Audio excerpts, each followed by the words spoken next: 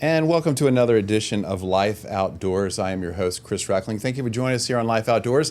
This show, if you haven't seen it before, it's about all things happening in Hampton Roads outdoors.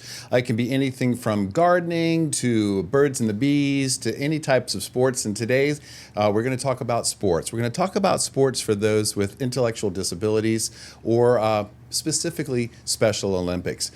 It got its start in 1968 at the Special Olympics International World Games in Chicago. And today it is celebrated by over 5 million athletes, coaches, volunteers around the globe. And today we're joined by Virginia Beach Police Officer Lieutenant Adam Bernstein. Adam, thank you for joining us here on HRS. Thank you for having me, Chris. Okay, so you're no stranger to the Special Olympics, Virginia. How did you get involved with Special Olympics, and take me to the beginning of when that all began? Sure. Well, let me take you to the beginning of my law enforcement career because it kind of evolved from there. They kind of connect, right? Yeah. So actually in a couple of weeks, on August 1st, I will hit my 23rd anniversary with the police department. Congratulations. Thank you. Prior to that, I worked in the jail. I started at the Hampton Roads Regional Jail for a little bit, but then I was at the Virginia Beach Sheriff's Office. So the early part of my career at the Sheriff's Office, very community-driven, do a lot of volunteer events. So they offered up a couple different volunteering events with Special Olympics, and they're real big into the polar plunge that we do every year in February, which locally is one of the largest fundraisers that we have for Special Olympics. So probably, I can't remember if it was either 2000 or 2001, I did my first polar plunge with the Sheriff's Office. And a lot of fun. We had probably 75 to 100 deputies there, and we raised a little bit of money, and we did the polar plunge. And, they kept telling us this is a fundraiser for Special Olympics, but none of that really clicked at the time. I was in my early 20s. I was like, oh, hey, it sounds like a good cause. Sounds like something fun to do. So I did it. Went back the next year. I've done 23 or 24 polar plunges in a row now since then. So as my career began to evolve, and then I became a police officer in 2003. Not long after doing a few years of street patrol, I became a school resource officer at Ocean Lakes High School. Ocean Lakes has 2 classrooms of students that have intellectual disabilities. Some of them have Down syndrome. Some of them have Down syndrome chromosomes, but they don't have the physical appearance. But either way, they are the most delightful people to be around. And so I made it a point every single day that I was working at the school, I went by those 2 classrooms and talked to the students, and they just made my day. And, police work is a very stressful job. And if I was involved in a case or any kind of stressful situation and I needed a break, I knew exactly what I needed to do. Go down to the classroom and see those students. And then it kind of became a thing that every Monday morning when I would come in, they would have their medals on from the events that they did over the weekend. So I was like, tell me about that. And they said, we participate in Special Olympics. I played at a soccer tournament this weekend. I got a gold medal. Officer Bernstein, I played softball this weekend. I got a silver medal. They were so excited about it. And then it kind of clicked back to that polar plunge, and we were raising money for it. And then I started looking into it a little bit more, and I found out the Virginia Beach Police Department did not have a polar plunge team like the Sheriff's Office has. So I started the Virginia Beach Police Department polar plunge team. Then they got me involved into the Law Enforcement Torch Run, which is the single largest grassroots fundraiser for Special Olympics. The rest is history. So 20 plus years later, I am known in Southeast Virginia from Virginia Beach as like Mr. Torch Run for our area. That torch run is very special to you, and we're gonna, in a couple of minutes in the next segment, we're gonna talk more about the ultimate honor of being able to be on the final torch run in Turin, Italy at the World Games. But let's just talk more about Special Olympics and what these athletes get out of it, because you talk to those kids there at Ocean Lakes and you've seen it firsthand. I mean, everybody should have an opportunity to compete, to exercise, to fulfill their dreams of making friends and competing, and that's what you see firsthand with Special Olympics, right? 100%. So Special Olympics' main mission is inclusion and awareness. And given the athletes that sense of confidence that they don't always get from, a lot of people just don't understand. If you're not around folks that have intellectual disabilities, they're like, oh, are they okay? Trust me, they're more okay than you and I. But they want to feel included. They just want to be able to. They tell me every event that I go to. So I go to Special Olympics events almost every weekend now, volunteering, if I'm out there handing out medals, just mainly, I show up in my uniform and I am a rock star, and it's the greatest feeling in the world. Nice. And so just going out there, and they all want to tell me about every competition that they compete in, how they did. They're very competitive. They're just like they want to feel normal, and that's the whole purpose of Special Olympics. So they get out there with their friends and their peers, and they make lifetime connections. They have parties all the time now that I get invited to, and birthday parties, Christmas parties, summer picnics, and it all ties back to Special Olympics. That's where they all met.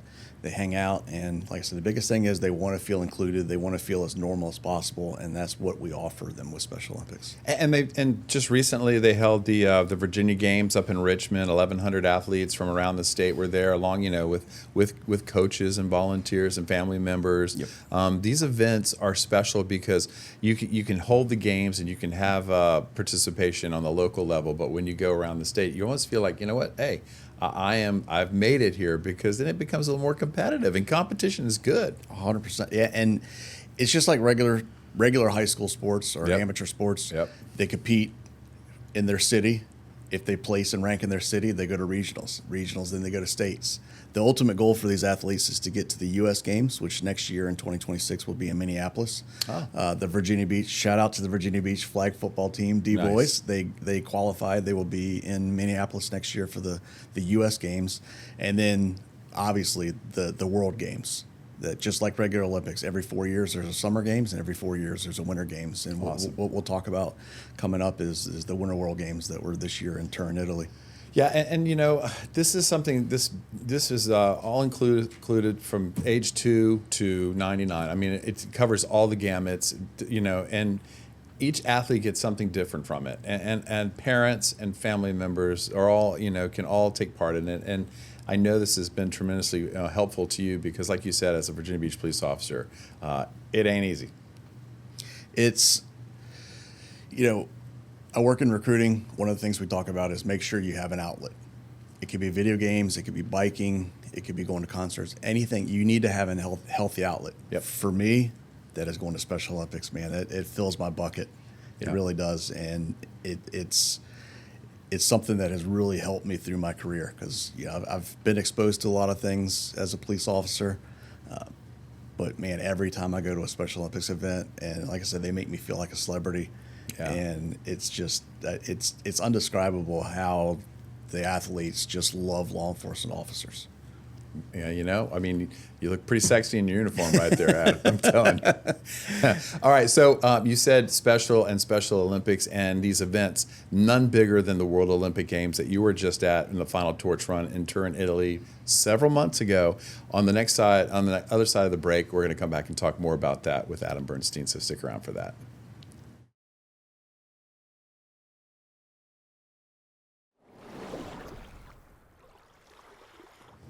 And welcome back to Life Outdoors. I'm your host, Chris Reckling. We are talking today about Special Olympics, locally, nationally, and around the world. And we're joined by Virginia Beach Police Officer Lieutenant Adam Bernstein, who's a longtime volunteer and does so much locally for our athletes. He's just one of many volunteers that are helping people with intellectual disabilities just find their way and have fun and make the most of their life. And you have done it in so many different ways. And the torch run is kind of your deal.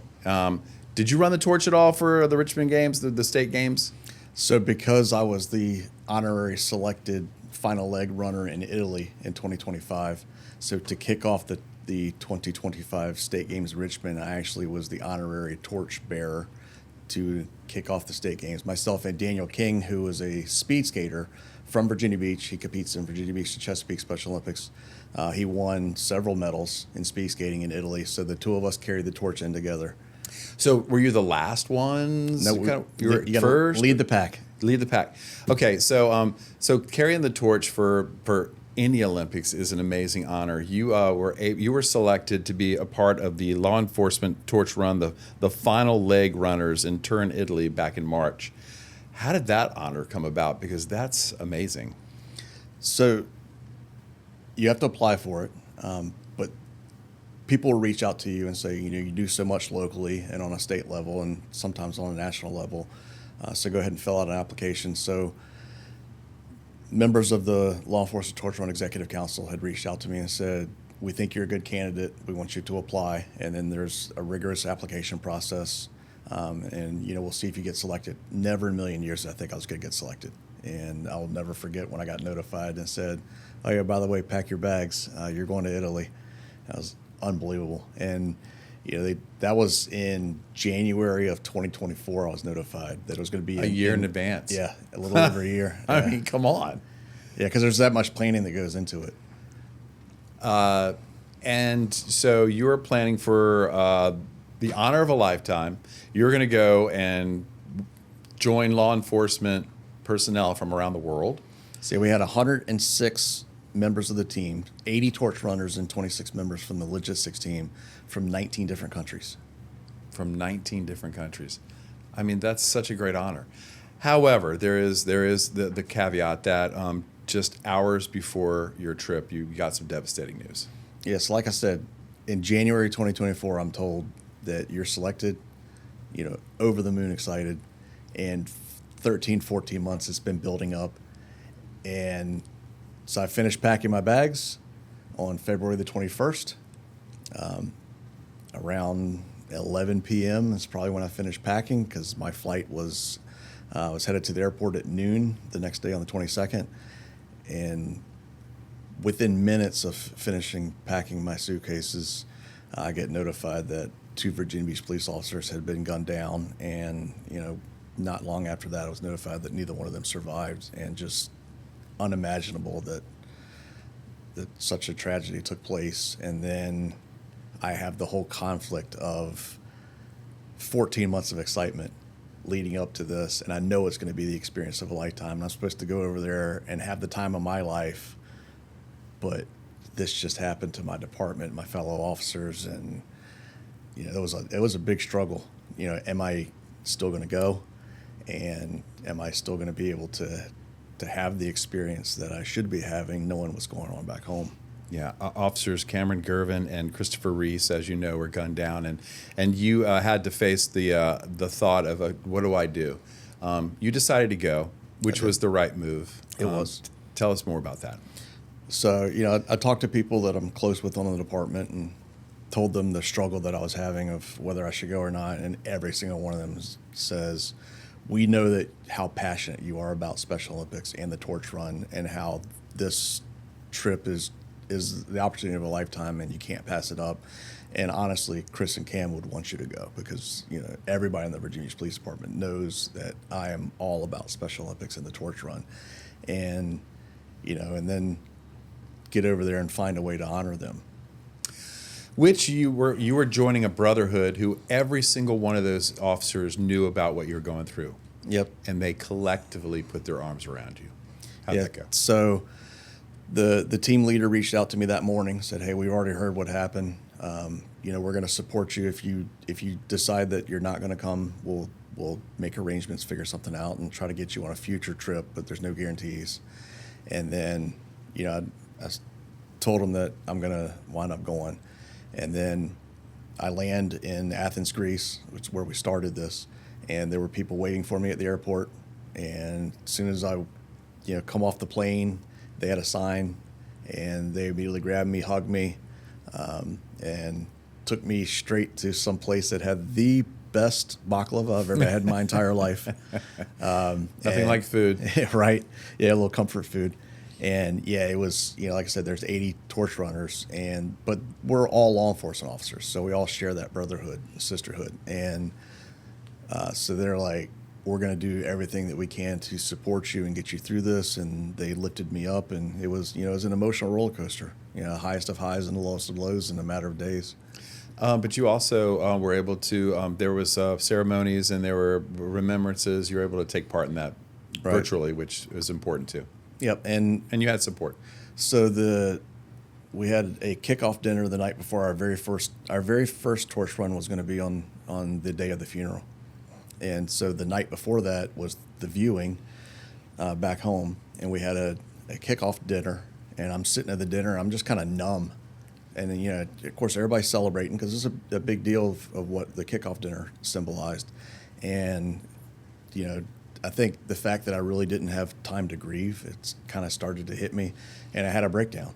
And several people grabbed me, and we went to another room, and Greg, who was one of the route leaders and vice chairs, he said, let's figure out a way to honor them. And he came up with the idea of taking a Sharpie and writing their badge numbers on our running shoes. And he goes, here, you do it first, and then I'm going to do it. And then word got around, and everybody started doing it. And so they were, in a small way running with us through Italy. Okay, and that's great. And you honored them, and you did what they would have wanted. But that was, it opened your eyes to what Special Olympics means to the rest of the world, and what it meant there in Athens. I mean, you took the flame on a plane. You went to Italy. The experience, was it better than you expected? So Mark McCorkle, who's the team leader and organizer of the final leg, our very first Zoom meeting that we had, where he was kind of going over some things, and he starts the whole thing off with, congratulations, you've been selected. You're one of a very, very small number of law enforcement officers all over the world that get selected for this, and just stand by for an experience of a lifetime. And he talked it up and talked it up and talked it up. At the end of the day, he way undersold it. It was, there's no words that can really, there's no superlatives out there that can tell you the kind of experience that I had over there, and just how we all came together. 80 strangers from all over the world. And like I said, 106 if you include logistics, but from 19 different countries. And probably within 24 hours, we were inseparable. And, and still to this day, it's been months, and we're still texting every single day. Updates on what we got going on back at our respective departments. Yeah. Several of the torch runners are also Special Olympics coaches. So they're sharing their tournaments that they're entering. And, all of us have our state games around the same time in that June timeframe. So we're all sharing pictures from state games, and we have a conference coming up in October where we're all going to have a reunion in Minneapolis for the Law Enforcement Torch Run International Conference. Probably about 75% of that final leg team is going to be there. Good. And yeah, I tell people, police officers are compassionate and empathetic people to begin with. If you take the police officers that participate in the Law Enforcement Torch Run for Special Olympics, that's on a different level. And then there's so many people that are involved in torch run, and then the select few that get picked for a final leg is such a big deal. That's why it's such a big deal. It's such a coveted, remarkable experience. And then you put all of them together, and it's just, like I said, words can't describe what we went through, and just bringing awareness. That's the whole thing is every single day we were in a different city in Italy, and every single day the crowd was bigger. We were on the front page of the newspaper for, I think, 3 or 4 or 5 days straight. Yeah. And by that final run in Biella,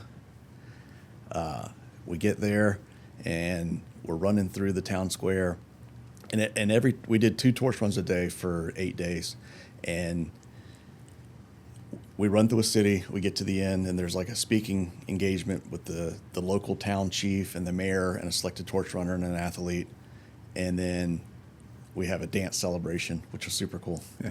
And then when we get to that final one in Biella, so many different things. One, I knew it was the final one of our trip, and we're going through the town square, and the energy from the crowd. And I'm talking the first couple torch runs we did, there was a few dozen people. The next thing you know, there's a few hundred. That final one, there was a few thousand. Wow. The stage was bigger, had a big screen TV, and we had 8 athletes as part of the final leg team, and just watching their growth and development, and how some of them were very quiet and reserved on day one, but by the end, they were literally one of us. Nice. And, they considered themselves an honorary torch runner, an honorary law enforcement officer, and they were part of our team. But the torch runner that was on my specific team, he not only did he have intellectual disabilities, he had autism, so he really struggled socially. And he was Italian, so he didn't speak English very well.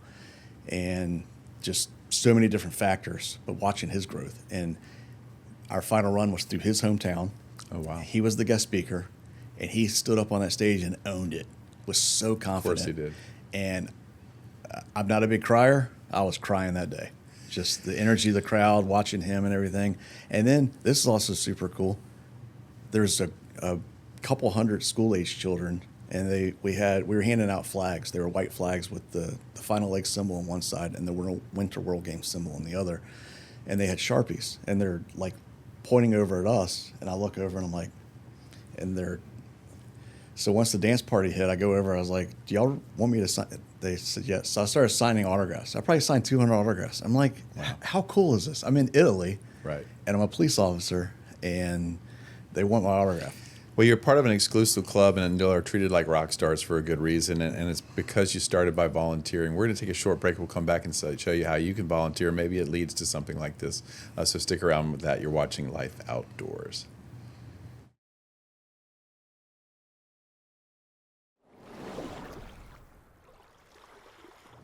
And welcome back to Life Outdoors. We are wrapping up our segment today on the Special Olympics. We are joined by Virginia Beach Police Officer Lieutenant Adam Bernstein, and he just shared his story about his final torch run in Turin, Italy, and volunteering. It all started by just simply volunteering, and there are so many great opportunities for Special Olympics to volunteer. I mean, what type of opportunities are there for anyone who wants to volunteer, Adam? So Special Olympics Virginia has about 7,000 volunteers. And we need coaches, we need timekeepers, referees. We need people to come out and just cheer. Right. It doesn't matter. But Special Olympics, there's no cost to the families, there's no cost to the athletes. That's the whole thing. And that's why we do the Law Enforcement Torch Run. The Law Enforcement Torch Run was developed in 1981. In 2023, we hit the $1 billion, that's billion with a B, $1 billion mark that we have raised over $1 billion for Special Olympics since 1981. But all that money goes to make sure that the athletes do not have to pay, their families do not have to pay for travel, for gear, for equipment, for the referees, access, coaches, all everything. that. And there's also a healthy athletes portion where they get medical physicals, hearing checks, vision checks, all that's free of charge because of all the donations that we do and all the energy that we pour into fundraisers. Yeah, and it's important to note that people with intellectual disabilities are 2 times more likely to be obese, 2 times more likely to have heart disease, 5 times more likely to have diabetes. So there's an important aspect to get out and being physically fit. And there's also another reason why we'll use the last couple of minutes. You're wearing the uniform proud, Virginia Beach police officer, keeping people safe. Always need recruits. What is it about being a Virginia Beach police officer that you can tell somebody that they want a rewarding career, what they need to know? So we tell people this isn't a job, it isn't a profession, it's a calling, and it really is. I mean, I just told you, I've been all over the world because I got involved with Special Olympics early in my career, but it all comes down to the fact that I was a police officer, and I've used that as a platform to volunteer for Special Olympics, to raise money, to raise awareness. But it all boils down to, we always need good quality police officers. It is the best job in the world. It's the greatest show on television, and you get a front row seat, and you are the star of the show. So we're always hiring, and just go to the City of Virginia Beach website, police careers, and put in your application, and maybe you'll be the next to go on a final leg trip. In 2027, the final leg will be in Santiago, Chile, for the Summer World Games for Special Olympics. And I'm just going to say, a lot of people see police officers as seeing the worst in humanity, but you also see the best in humanity, and it's a little bit of everything. But look, thank you for sharing your story about going to Turin, Italy. Thank you for making a difference for Special Olympics in the state of Virginia locally, raising all that money at the polar plunge. Thank you for jumping the ocean with nothing on and freezing for a good cause. Yep. And as always, and thank you for joining us here on Life Outdoors. Thank you for having me. I appreciate it. All right, Adam Bernstein. And thank you guys for watching. Once again, Life Outdoors is new each Friday. Until then, don't forget to live your life outdoors.